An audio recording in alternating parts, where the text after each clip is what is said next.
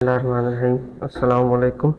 अच्छा, आज हम स्टार्ट करेंगे हमारी एक्सरसाइज 4.6 और इसमें हम देखेंगे कुछ क्वेश्चंस जो है वो find the remainder by using the remainder theorem. ठीक है, इसमें हमें क्या होगा, एक इक्वेशन दी हुई होगी इस तरह की और इसके साथ डिवाइडेड बाय इसका फैक्टर लिखा होगा और हमें इस इक्वेशन का रिमाइंडर निकालना होगा।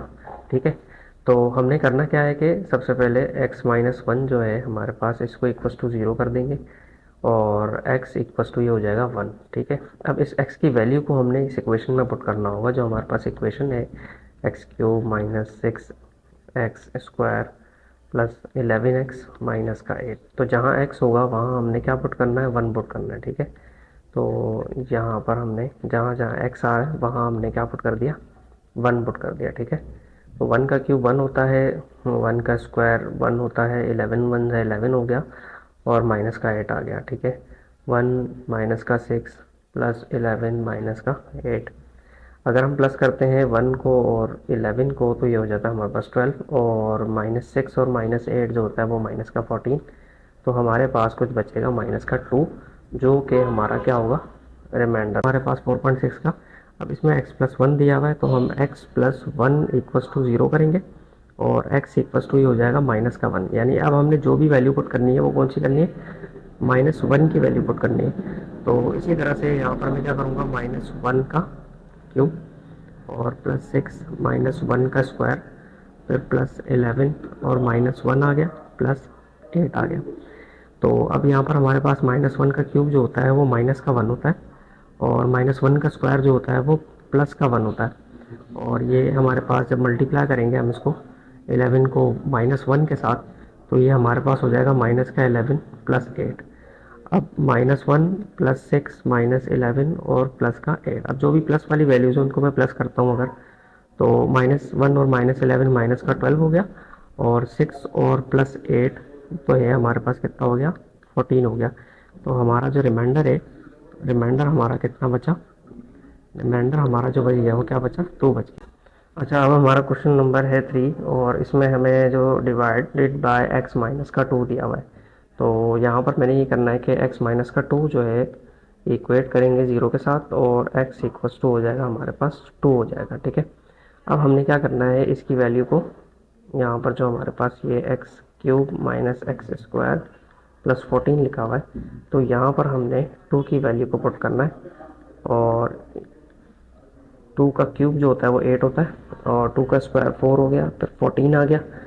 तो ये हमारे पास आया 8 और -4 प्लस ये हमारे पास हो जाएगा 10।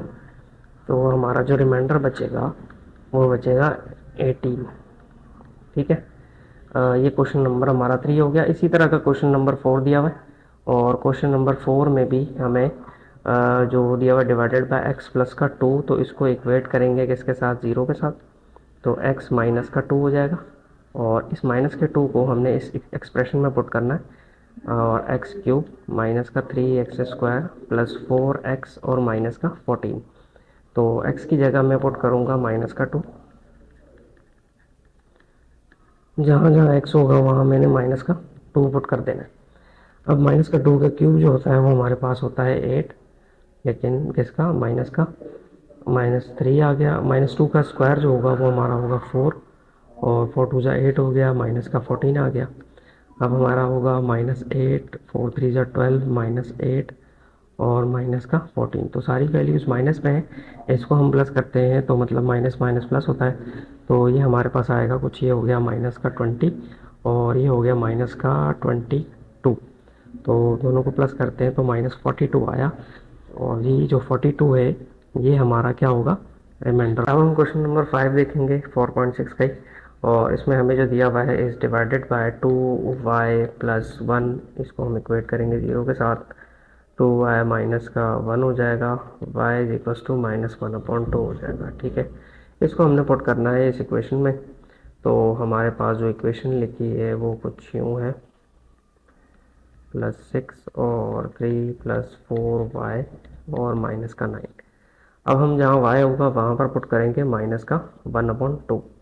ठीक है, तो हम क्या करते हैं, 2 माइनस का 1/2 -1 और यहाँ पर आ गया हमारे पास क्यूब +6 और इसी तरह से लिखा है 3 4 माइनस 1/2 आ गया और माइनस का 9 आ गया। ठीक है, अब यहाँ पर देखते हैं, 2 से 2 क्या हो जाएगा, कैंसिल हो जाएगा, हमारे पास बचेगा माइनस का 1, यहाँ पर भी माइनस का 1 और इसके ऊपर है होल क्यूब। और इसी तरह से यहाँ पर देखते हैं, 2 1 जा 2, 2 2 जा 4, तो हमारे पास है यहाँ पर 3 और 2 1 जा क्या हो जाएगा 2, तो ये भी माइनस का है और माइनस का 9 यहाँ लिख दिया मैंने। अब माइनस का 2 का क्यूब हो गया प्लस 6, 3 माइनस 2 होता है 1, माइनस का 9 आ गया। माइनस का 2 का क्यूब जो होगा वो होगा हमारे पास माइनस का 8 और 6 1 जा 6 और यहाँ हो गया क्या 9 हो गया। ठीक है, अब माइनस का 8 माइनस 9 होता है माइनस का 17 प्लस का 6, तो हमारे पास बचा माइनस 11 जो कि क्या होगा इसका। आगे हम चलते हैं, हमारे पास क्वेश्चन नंबर 4.6 है और इसमें भी हमें 2y माइनस का 1 इक्वस टू 0 करना है। 2y 1 हो जाएगा इधर प्लस का, y इज इक्वस टू 1/2 हो गया। तो इसका मतलब हमने जब इक्वेशन में पुट जो करना है वो करना है 1/2। ठीक है, अच्छा, अब यहाँ पर जो y है इसमें हमने 1/2 पुट कर दिया और क्यूब आ गया, फिर y है 1/2 आ गया, फिर प्लस का 3 आ गया। अब 4 1 का क्यूब जो होता है वो 1 होता है और 2 का क्यूब होता है 8, तो यहाँ पर ये आ जाएगा। फिर हमने 2 इसको डिवाइड कर दिया, 2 2 जा 4 यानी माइनस का 2 आ गया और प्लस का 3 आ गया और 4 1 जा 4, 4 2 जा 8, तो ये हमारे पास आया 1/2 माइनस 2 और ये आ गया 3। ठीक है, अच्छा, अब क्या करेंगे 1/2, यहाँ पर अगर हम देखते हैं तो इसमें -2 और +3 जो बचेगा वो बचेगा प्लस का 1। अब प्लस का 1 और 1/2 को हम अगर एलसीएम करें तो 1 1 जा 1, 2 जा 2 और ये हो जाएगा 3/2। तो 3/2 जो होगा ये हमारा क्या हो जाएगा, ये हमारा हो जाएगा रिमाइंडर। ठीक है, आगे हम चलते हैं, हमारे पास क्वेश्चन नंबर 7 है।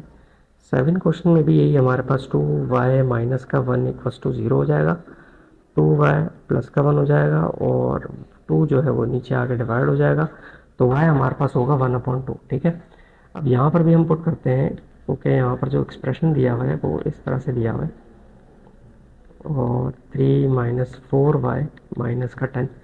अब मैं क्या करता हूँ कि 2 इधर मैंने लिख दिया और y की जगह पे मैंने क्या लिखना है 1/2 प्लस 1 और उसके बाद अब मैं इसमें ब्रैकेट लगा के मैं क्यूब कर देता हूँ। अब इसी तरह से यहाँ 3 लिखा है -4 और y की जगह दोबारा से मैंने क्या लिखना है 1/2, ये आ गया और माइनस का 10 आ गया। ठीक है, अब 2 से 2 क्या होगा कैंसिल, तो हमारे पास बचा 1 + 1 और इसका क्यूब आ गया। अच्छा, अब आगे देखते हैं, 2 1 जा 2, 2 2 जा 4, ये भी कैंसिल हो गया, तो हमारे पास बचा 2 1 जा 2 करेंगे तो ये 2 हो जाएगा और माइनस का 10 आ गया।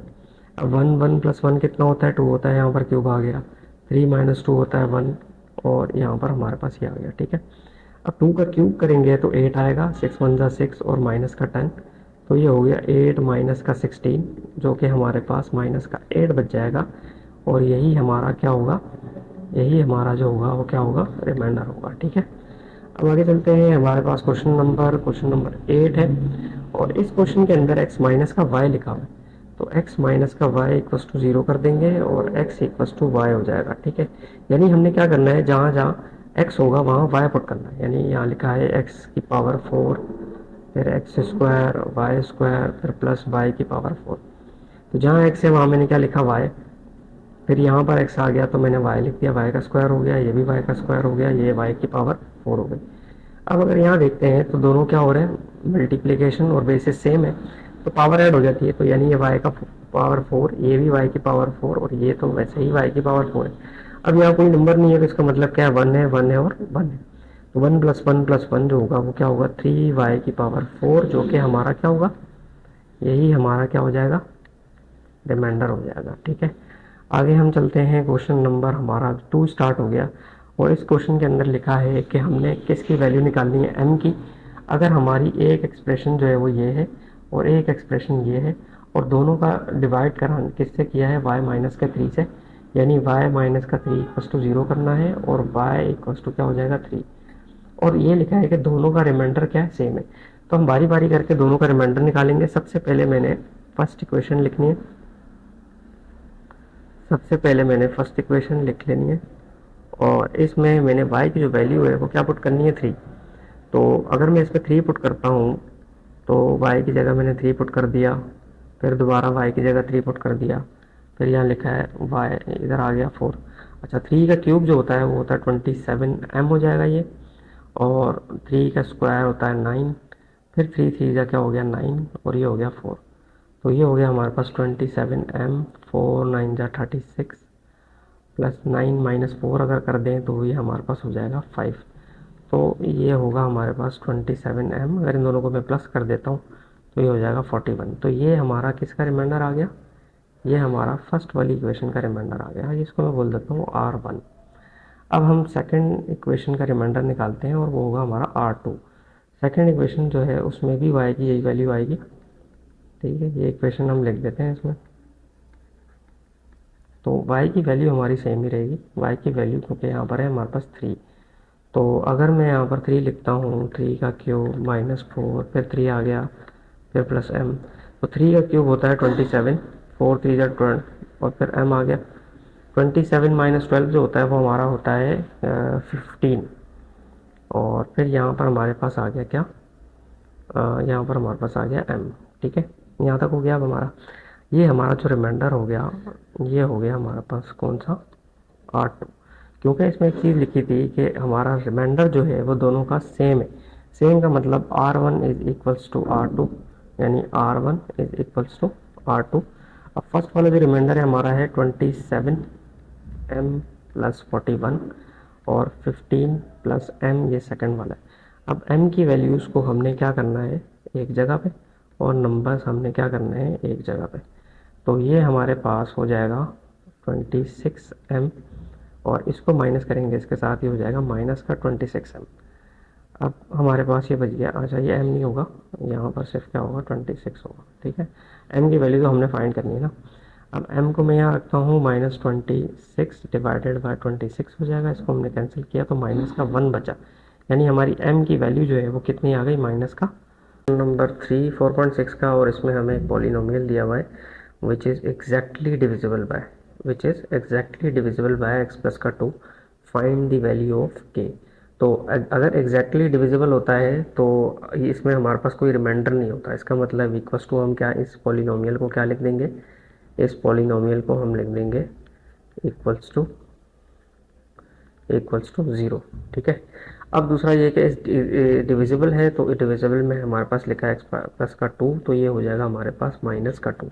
यानी हमने क्या करना है कि x की वैल्यू को माइनस का 2 पुट करना है इस इक्वेशन में। तो जहाँ x होगा वहाँ हमने लिखना है माइनस का 2, ठीक है। और माइनस का 2 -3 के इक्वल्स टू ज़ीरो। तो माइनस का 2 का क्यूब जो होता है वो होता है माइनस का 8, माइनस का 2 का स्क्वायर जो होगा वो होगा 4, और 6 2 जा होगा 12, और माइनस का 3 के इक्वल्स टू ज़ीरो हो गया। अब 4 8 जा होता है 32 होता है, तो ये हो जाएगा माइनस का 32, और 7 4 जा 28 -12 -3 के। इसमें हमने के की वैल्यू को फाइंड करना है, तो हम इन वैल्यूज़ क्योंकि सारी माइनस में हो रही है तो इसको प्लस कर देंगे। तो ये होगा हमारे पास 40, और ये हो जाएगा माइनस का 72 -3 के इक्वल्स टू ज़ीरो। अब आगे हम क्या करते हैं के की वैल्यू निकालने के लिए कि 72 जो माइनस का है वहाँ चला जाएगा, तो ये हो जाएगा प्लस का 72, और 72 के साथ जो 3 है हो रहा है वो डिवाइड हो रहा है, इसको हम डिवाइड करते हैं तो हमारे पास आएगा 3 2 जा 6 हो जाएगा, और हमारे पास 1 बचेगा, और ये हो जाएगा 3 4 जा 12, और माइनस का 24 के आ जाएगा हमारा। ये हमारा हो जाएगा के का आंसर, ठीक है। आगे हमारे पास है क्वेश्चन नंबर 4। इसमें हमें जो दिया हुआ है वो लिखा हुआ है कि find the value of r. हमने इसमें वैल्यू फाइंड करनी है। अगर हमारे पास जो फैक्टर है इसका वो है y प्लस का 2, और हमें जो पॉलिनोमियल दिया हुआ है वो ये दिया हुआ है, ठीक है। तो इसमें हमने क्या करना है कि अगर इसका फैक्टर है तो which is exactly divisible by, तो इसका भी यही होता है कि हमने सबसे पहले यहाँ लिखना है y प्लस का 2 इक्वल्स टू ज़ीरो है, और y जो होगा वो माइनस का 2 होगा, ठीक है। अब हमने यहाँ पर इसके जो फैक्टर है इसके साथ जैसे 3y स्क्वायर है, 4y और माइनस का 4, तो ये फैक्टर है इसका, तो इसका मतलब क्या होगा, यहाँ पर भी कोई रिमाइंडर नहीं होगा, इक्वल्स टू ज़ीरो हो जाएगा। अब y की जगह हमने क्या पुट करना है, माइनस का 2, और r की वैल्यू हमने निकालनी है इसमें। तो जहाँ y आएगा वहाँ हमने क्या लिखना है, माइनस का 2, ठीक है। अच्छा, अब माइनस का 2 का स्क्वायर होगा क्या, 4 प्लस का, और माइनस माइनस जो होगा प्लस हो जाएगा, 4 2 जा 8 r हो जाएगा। और माइनस का 4r² और 0 हो जाएगा। अब 3 4 ज़ा 12 -8r -4r² इक्वल्स टू 0। तो ये हमारी क्वाड्रेटिक इक्वेशन बन गई। इस क्वाड्रेटिक इक्वेशन को कैसे सॉल्व करते हैं? अगर मैं पूरी इक्वेशन को, क्योंकि यहाँ पर -r² इसको प्लस करने के लिए इस इक्वेशन को मैं यहाँ ले आता हूँ, तो ये सारे साइन हमारे क्या हो जाएंगे, चेंज हो जाएंगे। मतलब ये हमारी इक्वेशन कुछ यूँ हो जाएगी, 4r² प्लस का 8r और माइनस का 12 इक्वल्स टू 0 हो जाएगा। इस तरह से हो जाएगा। अगर सारी इक्वेशन में एक ही टेबल से डिवाइड होते हैं तो हम इसको डिवाइड कर देते हैं 4 से, तो ये 4 कैंसिल हो जाएगा, 4 2 ज़ा 8 हो जाएगा और 4 3 ज़ा 12 हो जाएगा। अब हम क्या करते हैं, break down the bullet down change की आर की जो वैल्यूज़ आएंगी वो कितनी आएंगी, 2 आएंगी। तो मैं अगर इसको ब्रेक करता हूँ 2r को, तो ये होगा 3r माइनस का